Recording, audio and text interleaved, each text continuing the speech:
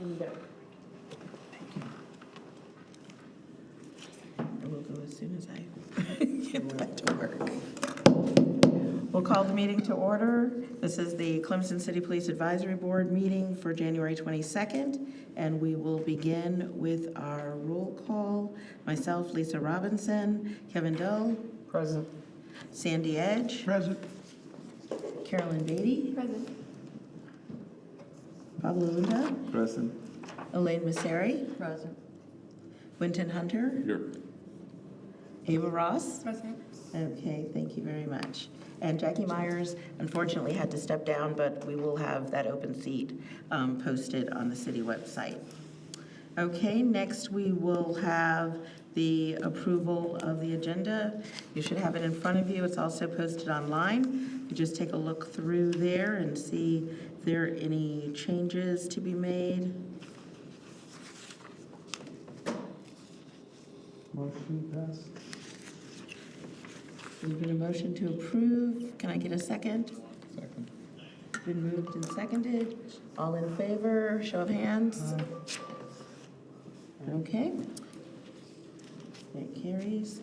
So next we'll go ahead and look at the previous minutes, and these are the minutes from October 23rd. So due to the holidays, we had a number of meetings where the dates were changed or moved, and so we'll review the October 23rd minutes at this time. You take a few minutes to look over them if you haven't already.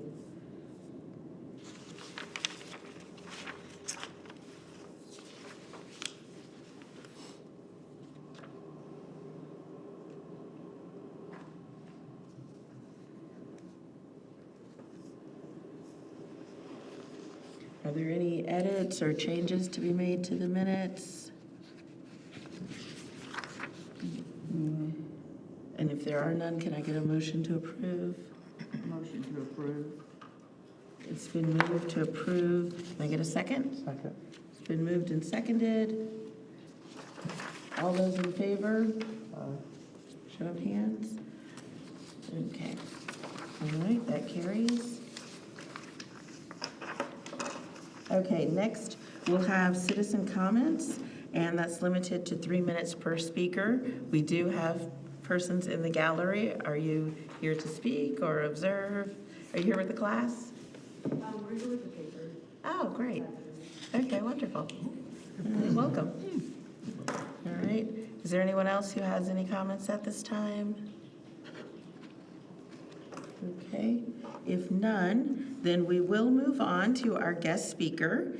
We're fortunate today to have with us our Clemson University Student Body President, Zachary Freeman, and he will address us and looks like he has a presentation for us. Thank you. Welcome. Good evening, y'all. Thank you for allowing me to come speak today. Thank you, Caroline, for reaching out to me, and Chair Robinson for allowing me to be here, and then obviously Chief of Police Campos for allowing me to come speak on just a student perspective and just Clemson as a whole, where we're at from the undergraduate perspective. My name is Zach Freeman. I'm a current senior, double majoring in management and marketing, originally from Fayetteville, Arkansas. So stumbled my way upon Clemson by the Lord willing, which has been such an amazing experience. So next slide, please. Sweet, so here's just a little bit of the agenda and what I'm planning on presenting here before y'all today. First, my role within the undergraduate student body president role, where we're at with the undergraduate student body population as well as the total population, parking and growth, the institutional growth that we're facing here at Clemson University, the Angel Shot initiative that we're working on currently from an undergraduate student senate perspective, the student struggles, the student feedback, and then just conclusion as we wrap up this presentation. Currently within undergraduate student government, we have 383 members representing over 24,000 students. There's a total of 29,545 Clemson University students, which is uniquely highlighted alongside the city of Clemson population at around 18,000 or 19,000. Mayor Hatfaker has clearly expressed that Clemson is in a unique standpoint as a city institutionally wise, as our undergraduate and graduate population combined total more than our city population. So there's 3 sectors of my role: collaboration, representation, and then delivering. First and foremost, I work alongside Clemson University senior administrators, whether that was President Clements, Interim President Jones, Provost Smith, Vice President for Student Affairs, Dr. Hollenbach, Dr. Poole, Dean of Students, and just serving as a high-level student perspective in those discussions, providing feedback and just direction for student well-being and long-term success for Clemson University. Then the representation front, I serve on various university councils and committees representing the undergraduate perspective in spaces such as leadership searches, so currently assisting the Board of Trustees on their president search. Recently just concluded the provost search as well as the chief of police search for the Clemson University Police Department. Serve on the academic council, the athletic council, and then the parking and transportation services council, just to name a few, and just really bringing in student perspective as we have institutional change. And then lastly, delivering. I lead the student-centered initiatives focused on delivering the #1 student experience, which directly aligns with the Clemson's Elevate mission, the #1 student experience. And we do this through their campaign commitments. So my vice president and I came together last March and ran on a platform. We pushed these platforms out to the student body, and ultimately we just look to take those student concerns and turn them into real outcomes. Sweet. So parking and institutional growth, the infrastructure strain at Clemson is real. We see it within the city itself. We see it at the university level as well. Clemson continues to experience growth at a roughly 2% annual basis, which is what our Board of Trustees has set forth, and it has placed pressure on campus. I've seen it in my own classrooms as well as student just across campus as well. As enrollment and campus activities continue to expand, parking has been a number priority as well and visible stress points as we look to make changes within our construction, redevelopment, and just reduce available surface space in campus and city systems. Looking ahead, there's many efforts that we are looking to combat that. Efforts such as the first-year parking program that the Parking and Transportation Services team has put in place, where first-year students are no longer bringing cars on campus. But there has been raised questions and concerns about transit capacity and reliability, whether that is through the CAT bus or Tiger Transit. I know Parking and Transportation Services is working on many programs that will alleviate those concerns, so that's exciting. Then a parking garage is also something that they are looking at on Clemson University campus. In fact, it's currently being built right now. And that need continued communication, coordination, and just that phased infrastructure as Clemson continues to grow. I know personally what makes Clemson so special to me is the Clemson University traditions, and as we continue to grow, whether that is growth within the city or growth within the institution, I think the traditions should be at the forefront in maintaining what makes Clemson special. Sweet, now we'll dive into our Angel Shot Initiative. Our Angel Shot Initiative is a student-led safety program that allows patrons to discreetly signal bar staff when they feel unsafe in many various ways.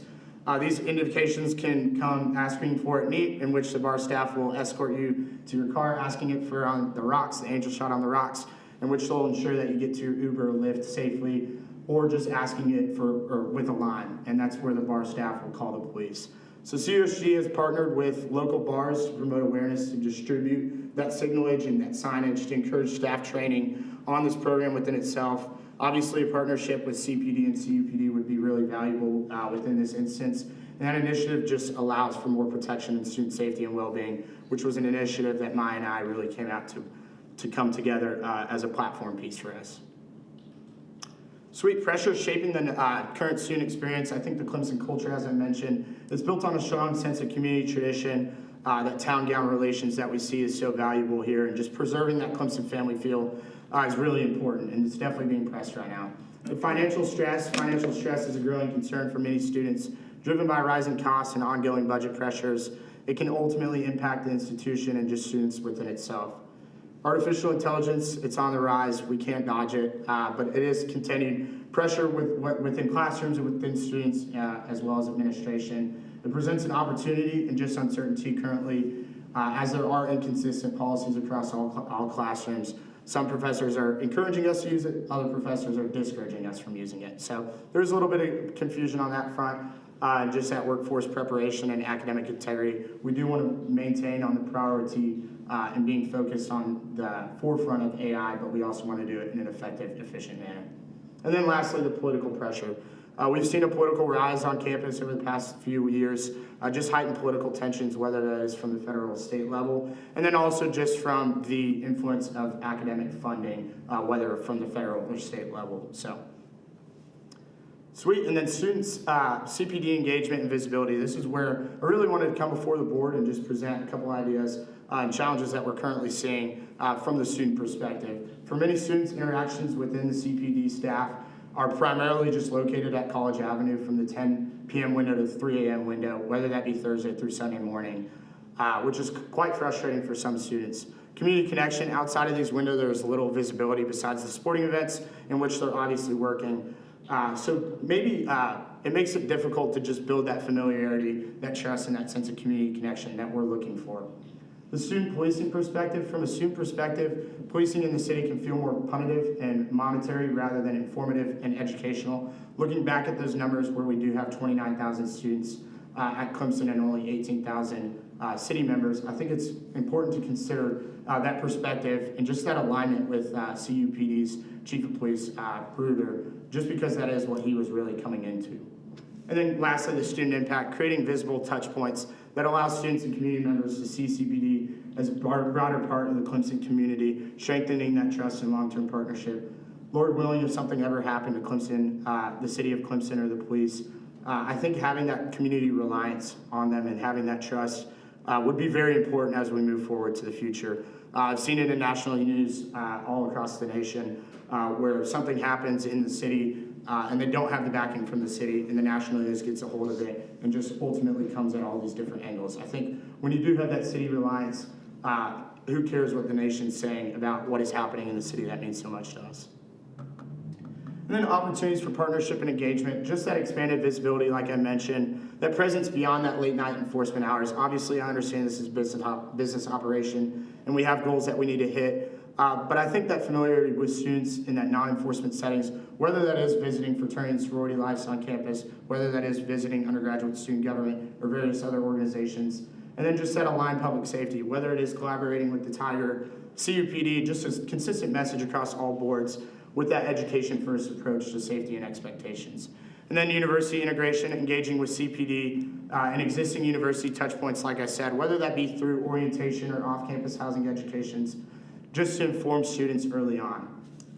Community dialogue, host regular forums such as this, maybe looking at doing a partnership with CUPD on campus, just to engage students, residents, and public safety, just for that focus of transparency and trust. Clear communication is something we're looking at across all executive leadership teams within Clemson, so being able to align that with CPD here, providing accessible student-friendly expectations to city ordinances is also something we're looking at. And then shared events, participate in joint community service events to strengthen relationships. I know something that Chief Bruder ultimately brought to us at the table when he was running was looking at doing something ideas, maybe partaking on opportunities like within the basketball games to put on the jump goggles and see how visually impaired ultimately affects your decision-making at the wheel. So I think that could be really cool and just raise awareness. Maybe it's playing Bowman or going to Bowman Field and playing cornhole with the jump goggles to just raise that awareness for students and just build that trust amongst all CPD and students. Sweet, thank you all so much. I'd be more than willing to take any questions. There's my contact information alongside our website. Our website is being revamped currently, so it might be down as you access it.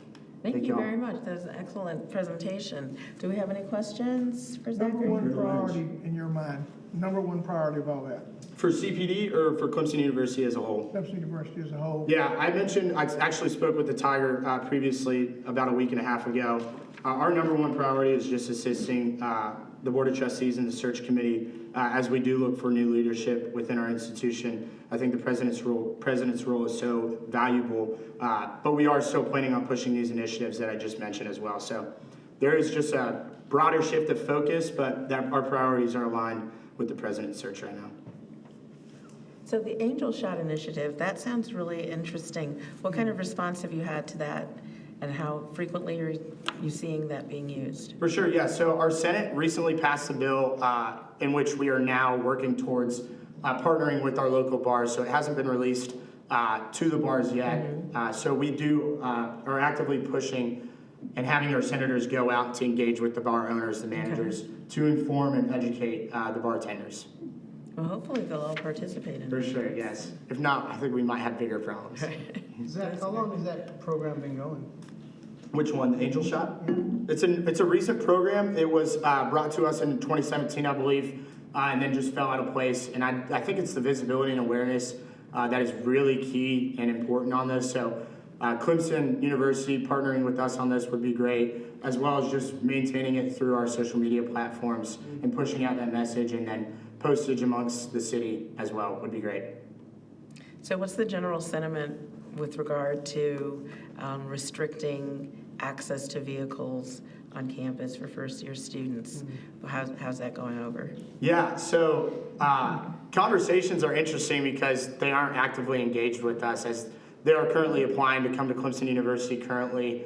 I think what's really neat is Clemson, just the alignment of other institutions. There's many ACC institutions and peer institutions that are taking this approach. Obviously, we are doing this at a later date than them. North Carolina, for example, has had this since 1950. So they have been, Parking and Transportation has been communicating with them on that front.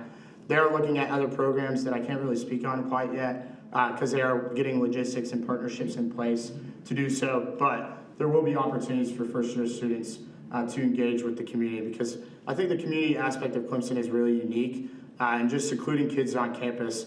I could see how you could argue that contributes to the number one student experience, but I think there's opportunity as well with student safety and well-being. I have questions. Yes, ma'am. I keep hearing this number of 30,000 students, and just out of curiosity, that doesn't include the staff, right? That does not include the staff, no ma'am. Professors or any of that, it's just students.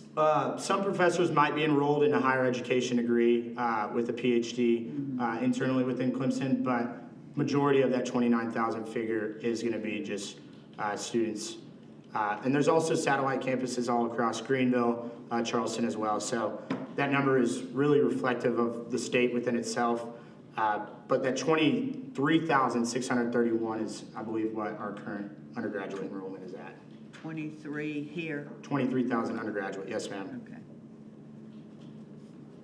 Zach, I want to know what you do with all your free time. I don't have much free time. No, I'm kidding.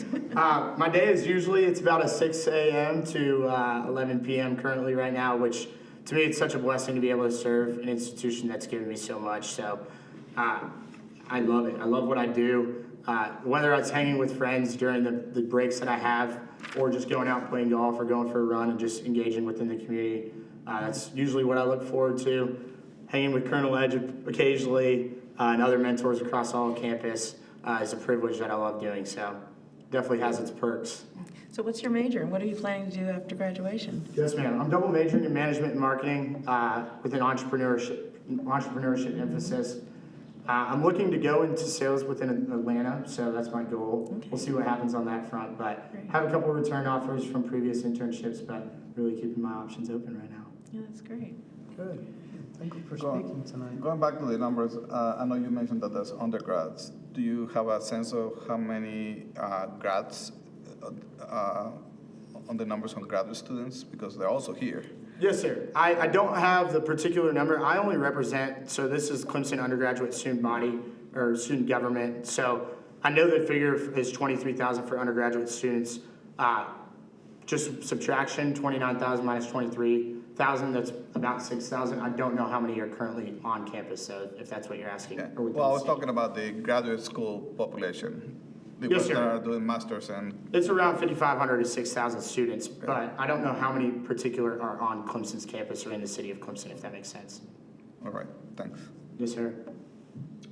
Have you met with the chief of police on campus? Yes, sir. Chief Bruder, I think you'll like it. he's been guns blazing. He came in January 1st and hit the ground running. I've seen him all over campus, and he's a Clemson alumnus, so you can tell he's passionate about this place, which is really cool. I actually was doing police research on the city of Charleston when I was interviewing him, so I was very familiar with what he was seeing, but it was really cool to engage with him.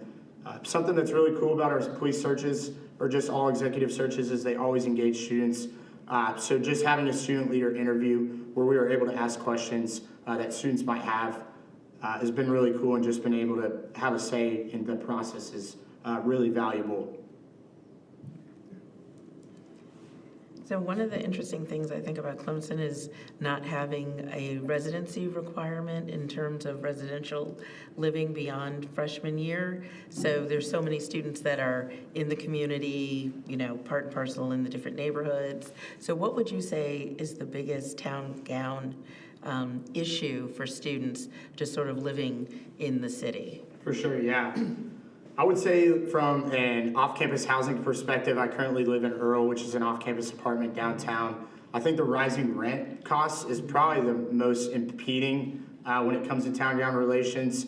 It does become difficult to live off campus once you graduate, especially if you want to live central to campus. I hope with these 2 new high-rises that are going up in development projects that there is some alleviation as demand will go down as supply goes up. Hypothetically, we'll see. As they've been built, Earl's rent has continued to go up. So I'm not quite sure what the future looks like with those off-campus housing. So Zach, the purpose for this board is to be a citizen contact between the citizens and the police department and the city. There are several things that you've mentioned in your presentation. For example, some of the activities that go on downtown being more punitive than educational and those types of things. That is part of the reason why we have this board, is to discuss those things, okay? The other thing too is there is a distinct difference between campus and the city, where we have quality of life issues where we live, and the rules and the ordinance are put in place because of the problems that we experience. But at the same time, we almost have zero communication with the student body about what those issues are. And part of the reason for having a student representative from the university and from the high school on the board is to have those conversations. So if there is a concern, you talked about transparency and these things, which we believe we are doing a lot of transparent things, but we are never invited to or informed about these other forums that you refer to that we could engage in for that off-campus experience. And we know the majority of the students live off-campus, maybe not inside the city, but the ones that do live inside the city, this is the type of feedback that we're looking for. Because the only time we ever hear it is when somebody's in trouble. And at that point, it's hard to determine, are they just complaining because they got caught? Or are they complaining because they have a legitimate concern? Yes, sir. So this is some of the things that we're looking for Caroline as being your representative and your board or yourself, bringing these things before this body so we can have those discussions.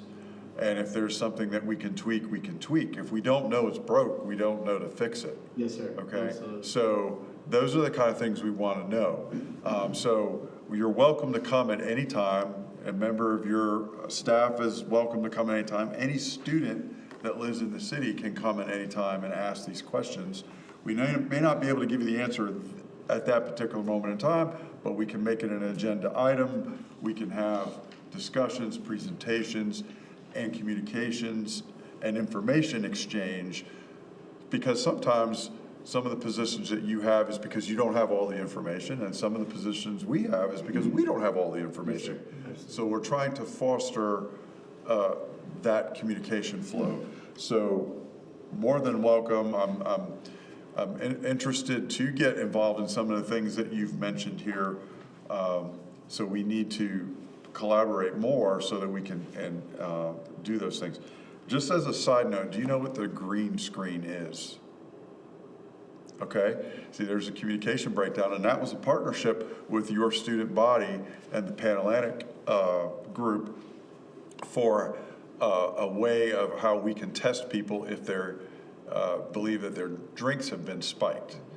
And that was a collaboration between the Pan-Atlantic group, the Clemson Police Department, Clemson University Police Department, the state lab, and another nonprofit, which kind of dovetails into your Angel program, looking for ways of finding answers when people believe that they have been victimized, such as a drink spike or something like that. So we do engage in those things, but that information doesn't always flow out to everyone. Yes, sir. So those are just some examples of what we're looking for. Was that green screen initiative put in place like last year when the drink spiking incidents were higher? It came about during the spike of the rumors of the Yes, drink sir. spiking, but it was put in play late last year, and it continues on. So it's an initiative that we continue with.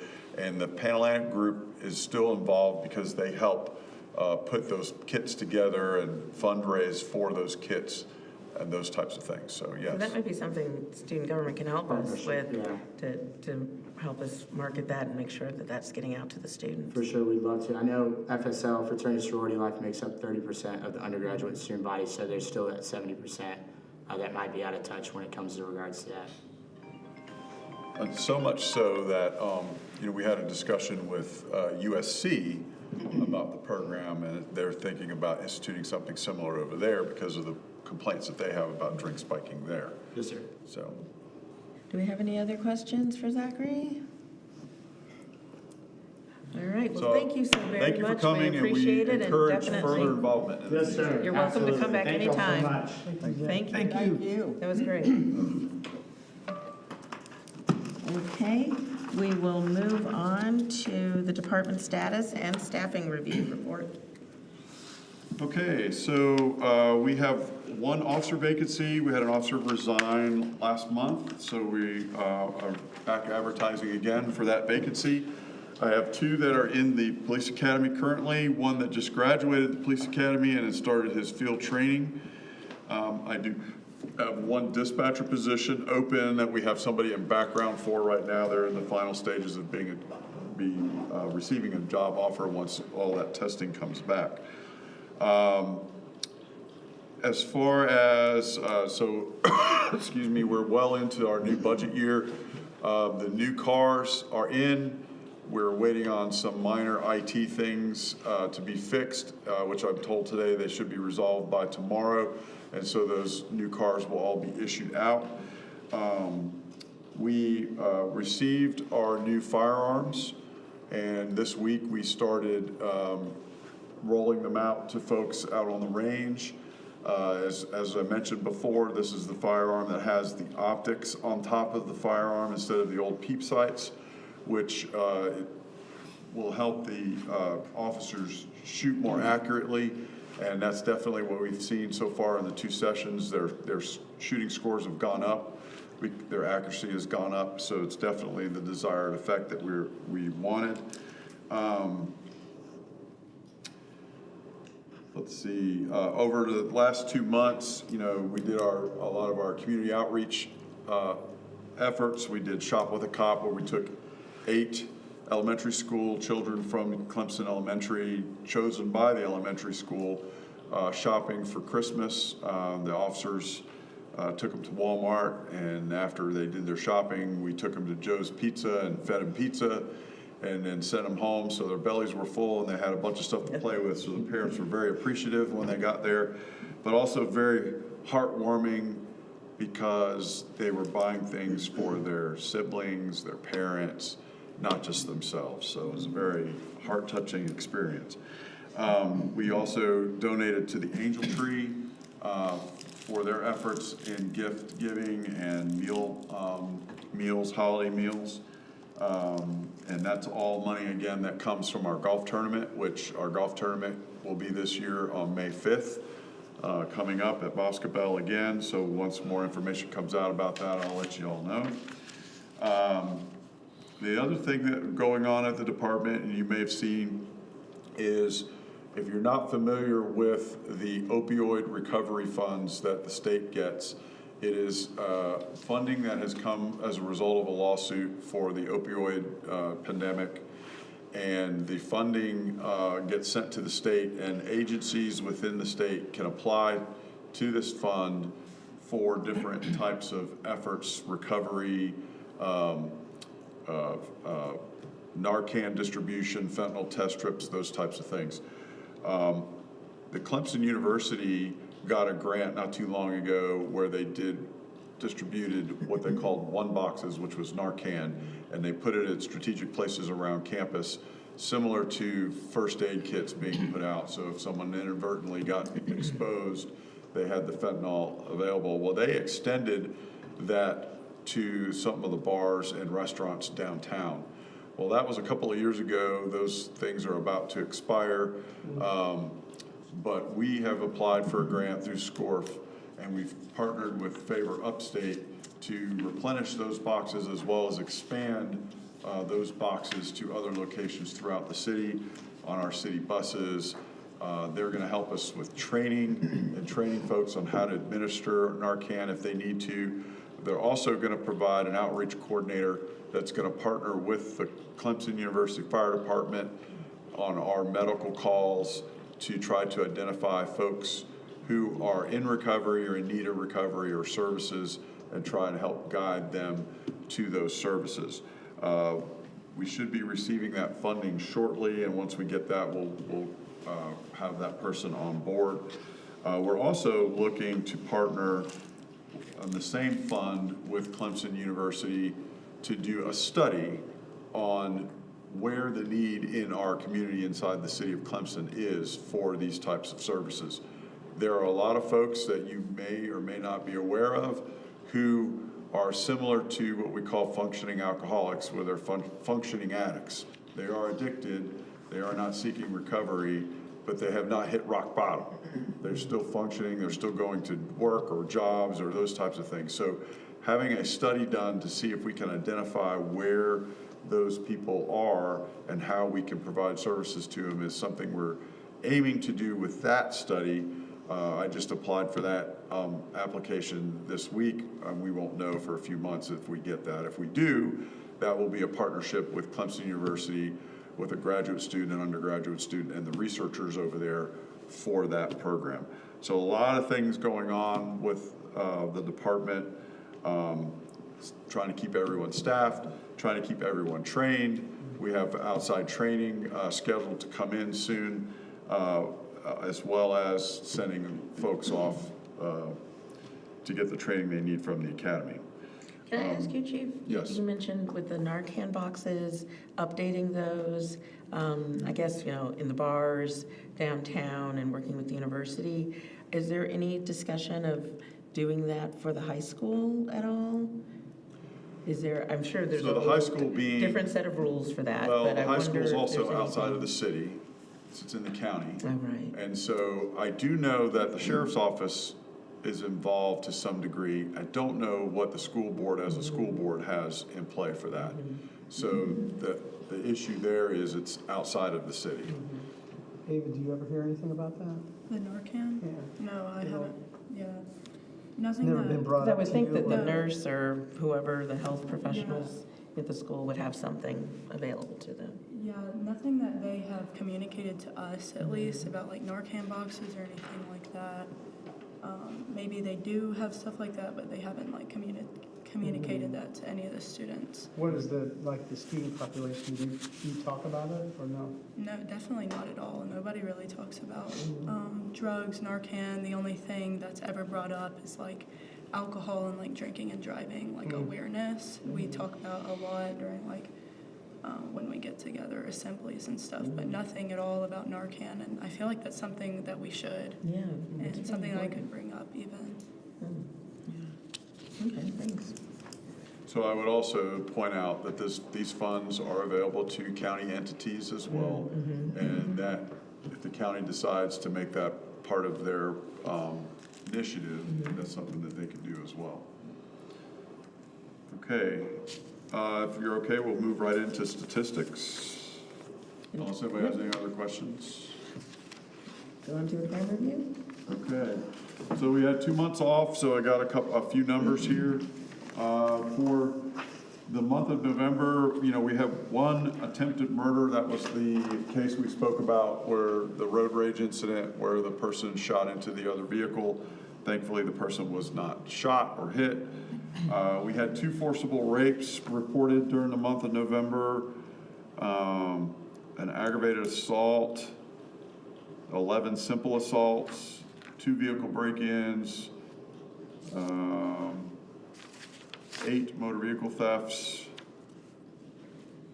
and 10 drug narcotic violations, 14 disorderly conducts, 15 driving under the influence, and approximately 58 either drunk or MIT cases during the month of November.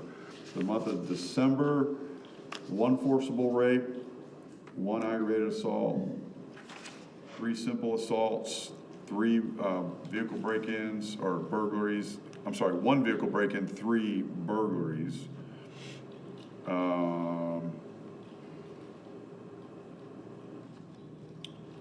9 narcotic violations, 16 disorderly conducts, 10 DUIs, and about 15 MIP or drunken arrests. As far as our statistics go, one major thing that occurred in December, right before Christmas, is we executed 2 search warrants and made 3 arrests on arrest warrants for drug dealers here in town that have been drug dealers for a very long time. Our narcotics grant that we have for our narcotics detective has given us the ability to focus solely on narcotics being sold and or used in the city limits, and as a result, those 3 arrests were made. 2 of those cases are going federal, and 1 case is remaining in the state. So they have been arrested and we believe shut down for now, at least the ones that are still sitting in jail. They're not doing anything while in jail. But unfortunately with drug cases, all we do is we create a void and somebody steps up and fills the void, and then we just have to figure out who that is. Is that a multi-year grant? I think. Yeah, so the first is, I think we can apply for it up to 3 years. We're in the 2nd year for that grant now. And that is the statistics. Okay, do you have any questions Just for one. Chief? Yeah. As in the crime, do we feel like the department that we're kind of leveled off a little bit? It doesn't sound like our reports are going up, just crime break-ins generally in town. Yeah, it's hard to forecast trends and stuff like that with the size agency that we have. We can look at it, we can't forecast it, but we do see leveling off. So typically during December, our population drops. So when our population drops, our activity drops, so we don't really see a lot. Now, I did pull the numbers for so far in January, so this is the 22nd now. So from January 1st to the 22nd, we've had 1 fondling case reported, 10 simple assaults reported, 3 vehicle break-ins, 3 motor vehicle thefts,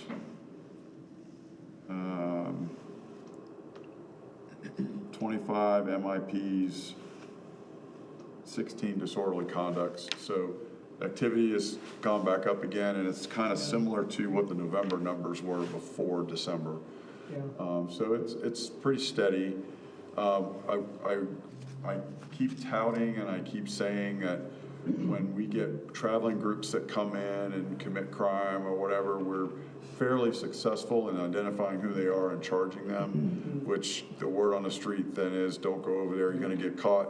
Yeah. So that helps, but that's not always a guarantee, because there's always people that are going to challenge that. And some people are just not going to get the word. But for our size city, we're on the lower end of things, and that's why we get the national ratings of being one of the safest cities in South Carolina. What is the status of the crime map?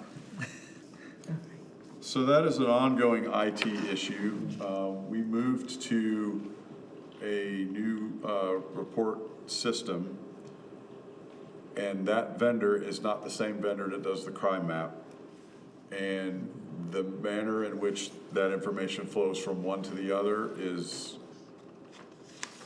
an issue that we're dealing with right now. My IT director and I have been with the vendors trying to get them to work it. There's a thing called an API that they have to develop, and it has to be in an environment that's secure, and we're the only customer asking for it. So, well, we're not the only customer asking for it, but it's not moving quickly, because they much rather just use the products that they have because they make more money off of it rather than develop a product that's going to integrate with other products, because then, so it's a uphill battle. My goal is to get it back online. Oh, and that was another thing about department status. The second week in February, we are going to have our assessment for accreditation. And hopefully, after being successful, we will be reaccredited again. So that will be, the second week in February when that will occur. Okay, any other questions? And we do have members of the press here. Do you all have any questions on the reports that you heard? Surely there's got to be a question out there. Only if somebody famous gets arrested, then they want to know who it is. Actually, can you talk a little bit more about the green screen initiative that you have with the? Sure. So there's, I know there are some articles that have gone out that the university has pushed out about how it came about, but in a nutshell, last year when we started getting a lot of reports of people claiming that they believed that their drinks were spiked, they lost consciousness, they thought somebody didn't know what happened to them, and this is not a situation where someone was sexually assaulted, because that is a sexual assault kit. The same test kit for the green screen is in a sexual assault kit. So if it's a sexual assault, it's worked as a sexual assault. So that's not the case.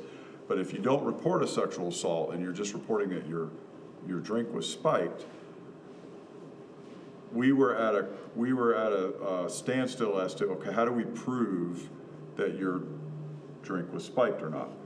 So we consulted with an organization, the state lab, at SLED State Lab, and they made me aware of a nonprofit in the Columbia area that had come up with a green screen kit, which if somebody came in and reported that they believed that their drink was spiked within a certain time frame, they would submit voluntarily to blood and urine, and that would get sent to the lab, and the lab would test it to see if there was any foreign substances in their system. Now, this is different than a hospital test, and that was what the problem was. People were going to the hospital and getting a hospital test, and the hospital saying, well, there's nothing in your system. Well, the hospital only tests for things for treatment purposes. So they're only looking for a spike in cocaine or methamphetamine or something, and using that as a means to not prescribe you drugs that will interact with that and treat you for whatever medical condition you're there. It's not a forensic test to determine if there's something in your system. So if you had just done cocaine within an hour, it might show up on their tox screen, but again, they're only looking at it for treatment purposes. Where the state lab is looking for minute amounts of things in your system. And it's a different kind of test altogether, and it's more specific, and there's a chain of custody and other things that go along with it. So if we do prove that you were spiked, which is a crime, it's a felony, we can then charge somebody, and that evidence would then be presented in court and hopefully not be challenged and thrown out because of all of the things, the chain of custody and everything that's being kept. So if someone wakes up the next day and thinks, I think somebody spiked my drink, as long as they report it to law enforcement and have the test and the samples drawn immediately, and we can get it to the lab, we have a chance of determining whether something was in there or not. 2 years ago, there were rumors rampant online about this occurring, and we had no evidence that it was occurring. And unfortunately, in a lot of the cases when we investigated it, because we would go to the bars would give access to their video surveillance systems, we'd follow them around the bar. The only conclusion that we could come up with, based on the activity we saw on the video, was that they drank too much. They pre-gamed too much before they went to the bar, and then whatever they drank at the bar, that's what put them under the table. It wasn't because their drink was spiked. But again, without a test, I can't definitively say that there was or was not anything in the system. So this is a way now where we can definitively say, well, we've tested, and None of the date rape drugs show up. None of the other stimulants or depressants show up. There's nothing in the person's system. So the Panhellenic group that came up with this, it's a lot about peace of mind to know that, okay, my drink wasn't spiked. To the best of our knowledge, it wasn't spiked, okay? And that was the other thing too. We were getting a lot of rumors that it was going on, but nobody was coming forward and saying, yes, John Doe was doing this, or Jane Doe is doing this. We would never get that kind of information. And usually when it is occurring, somebody eventually is gonna come forward and give that kind of information. But that wasn't occurring. It was just rumor and rhetoric. Did I answer your question? Yes, but more, so you said spike of rumors, but not a spike of, like you just said, actual spiking being found, so at no point in the last 2 years was there actual evidence? We have not been able to prove that anybody's drink has been spiked. And the green screen initiative, that's ongoing? That's ongoing, it's available here in our community. There are other agencies that are interested in it as well, because if it's rumored here, it's rumored elsewhere as well. So it's another tool in our toolbox to prove that that actually occurred, and if it did, it gives us the evidence that we need to move forward with a criminal case if we ever determine who it is that did it. And what's the turnaround time on that? Like when you submit the results? There is no, I can't give you a turnaround time because it depends on how busy the state lab is. Chief, have, like Seneca, Walhalla, any of their departments, have they seen any spike increase that they contact you and? Not that they've reported to me. Now Anderson, the city of Anderson, the county of Anderson, in speaking with them about the program, they have received people who have claimed it, and they didn't have a way really to test for it either, and so they were interested in knowing more about the program so they can move forward with that. Right, do you have any other questions? All right, if none, then we'll move on to our discussion of the ride-along program. Caroline? Thank you. Okay, this past semester on Halloween night, I had the incredible opportunity to participate in a ride-along with the Clemson Police Department. Chief Campos was so helpful in the process of setting me up with Lieutenant Lily Davis, who then paired me with Officer Peppers for the night of the ride-along. Halloween made for a very busy night, so I saw a multitude of calls. I had the chance of seeing multiple car wrecks, a DUI, a response to a call for alcohol poisoning, a noise complaint, and so much more. I was so impressed with the Clemson Police Department as they responded to every call with procedure and professionalism, as well as compassion and concern. Officer Peppers was a wonderful representation of an officer who truly wants the best for his community. He made it a lot of fun, and we had the best time. He was eager to answer the millions of questions I asked and explained every situation with great detail. Overall, this was a wonderful learning experience that really opened my eyes to the world of policing, and I have gained so much more respect for the law enforcement in Clemson and am immensely thankful for this opportunity. If I'm not mistaken, she actually went to a motorcycle crash that occurred on 76 or Anderson Highway that the person was going very fast. Yes, I know. I actually arrived at the police department and then got in the cop car with Officer Peppers. He was setting up all of his stuff, and then he looks at me and goes, "Are you ready?" And then we get in and start going 60 miles an hour down Tiger Boulevard. And I think I had gasped a few times, and then he started explaining what was happening. But I was a little concerned there for a second, but it was awesome. I was excited. I would say his hair was on fire, but he doesn't have any hair. Was there anything that surprised you about the experience that was different than what you kind of maybe expected going in? Maybe just the constant adrenaline. Maybe that was because it was my first time, but I just was honestly shocked too that it was call after call after call. Mm-hmm. I think I was expecting a little bit of downtime, but maybe Halloween just being busier than usual. But it was just, all of it was very interesting. There was something different every single time, so it's very interesting. Would you recommend this to other students? I've been telling all of my friends about good. it. Oh, good. Yeah, and Chief, if other students want to do this? So we've had to pull back on allowing ride-alongs right now because we've had so many people in training and those type of things. And Kevin Peppers is one of my training officers who train new officers. So having people constantly in their car, they need a break after a while. So So we've kind of put a pause on it. Like Caroline, we can, because she's part of the board, and other special circumstances, we can make allowances for, but I can't open it up because then some professors may make it part of a project or something like that, and the next thing you know, I've got 1,000 students trying to get their ride-alongs in right before the end of the semester, and it's just too much.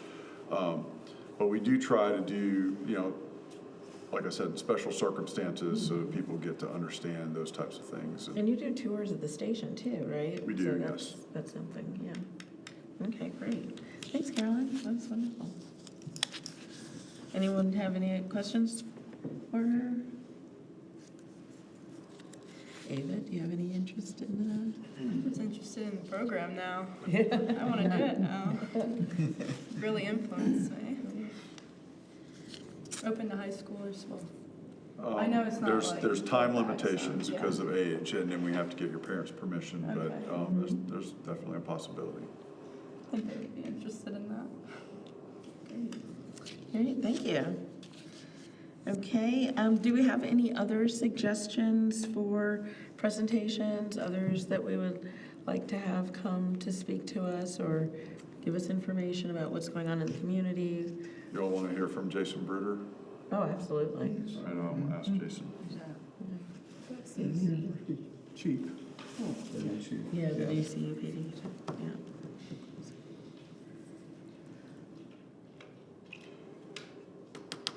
Okay. So maybe, I mean, he's still fairly new, but I guess, yeah, maybe. I've known Jason before he got here. Oh, so okay, okay. He'll tell me whether he can do it or All right, not. all right. Great. Okay. Any others? Any other suggestions? All right. And then now we have time for board member open discussion. So anything that any community members have brought to you, anything that you're seeing out in the community that you think we need to discuss? Well, one thing I learned about recently through a rideshare person is that I think I talked to Carla today, that they're not advertising, y'all aren't advertising, but it's a great thing y'all are doing as far as coats and scarves and stuff like that. When the officers have them in the car, and when they run across people that need this stuff in the community, they can give them out, which I think is a great Oh, thing. that's great. We brought some scarves. I mean, we have stuff that people, they go to the store when they find out stuff, and you saw those scarves where all those wool scarves were brand new, and that people want to donate to this. This is a great thing, really, that y'all are doing. We don't advertise it because when we do, it's kind of like advertising for toys for kids. We get inundated with them, and then we don't have any place to put them. I asked Carla what. That's what I was gonna ask you, like, where do people donate their, right, yeah. Yeah, Yeah, but when we run low and that kind of stuff, we'll say something. right. That's But great. it's That's a good. great program. Anything else, open It discussion? helps to, so I will put this out, and I would ask, if sometimes when people make T-shirts for an event or something like that, and they have T-shirts left over or something like that, those are always good things that we can keep on hand for the jail. 'Cause sometimes we have people that go in and out of our jail that may not necessarily have enough clothing. So that's something that we can give to them before releasing them, or while they're staying there. But That's good to know, because I know as a church, we've ordered a lot of T-shirts and had an overabundance, and we gave them to somebody to give out to the homeless here in the community because we had so many left over. So that's good to know, because if we Well, have sometimes we do point in case, sweatshirts for that events. homeless person may make it into our jail and come out and not have clothing, and Right. having that on hand, we can give to them That's before they good. leave. Good to know, yeah. We also do what's called like a thrift shop at Daniel, just for like, if you have like extra clothes and stuff to bring for like other people and stuff. And if there's like a significant amount of clothing, we could always bring them over too, for the jail. That's great. Yeah, just give us a call ahead of time so we're prepared and can figure out what we need to do. place to put them. Sounds Yeah. silly. Well, You don't always have a place to put them, that's the problem. and I know this would be difficult to access, but if maybe the sheriff department could do it. At our church, which is right above Daniel, you know, the little church above y'all, Yeah. we have a food pantry, and it is pretty well stocked, and it's open all weekend, like when Clemson Community Care would be closed if somebody needed food. In fact, we just put a ton of stuff in there because of these temperatures going down. I don't know, I know y'all probably can't go out there if somebody really needed some food, but we try to keep staples out there, and it's always open. What do we think about the storm coming in? Have we done much to prepare So differently? the city is prepping for it. The forecast keeps changing. We know we're gonna get a winter event. We know more than likely we're gonna have ice. All the city staff has been put on notice. All of the equipment has been prepped. So it's just a matter of what we get and when. Where are the warming stations around town? So Like, the if warming people stations there, you are, know, the way we're working goes out, within heat the goes city is come to the police department and we'll direct you to the warming stations because the warming stations are not staffed. So we don't want to announce where they are Oh, and just have people and have just people just show up because yeah. if they show up, there's not going to be anybody there. So the police department will assist in getting them in to the location. And if it gets too crowded, then we'll open up another one. But if they are in need of getting into a warming station because of power loss or whatnot, come to the police station. Unfortunately, no pets. We can't take on the liability of two pets going at it or a pet going after somebody or somebody being allergic to a pet and then can't go into the warming station because they're allergic to the pet. So as long as your pets are indoors and they're out of the elements and they have proper bedding, they should be able to keep themselves warm while the power is out until the power comes back on. But people is who we're going to cater to for those stations. Okay. Do we have anything else? Any other comments, open discussion items? All right, if there are none, can I get a motion to adjourn? Motion. It's been moved. Seconded. All those in favor? Aye. All right.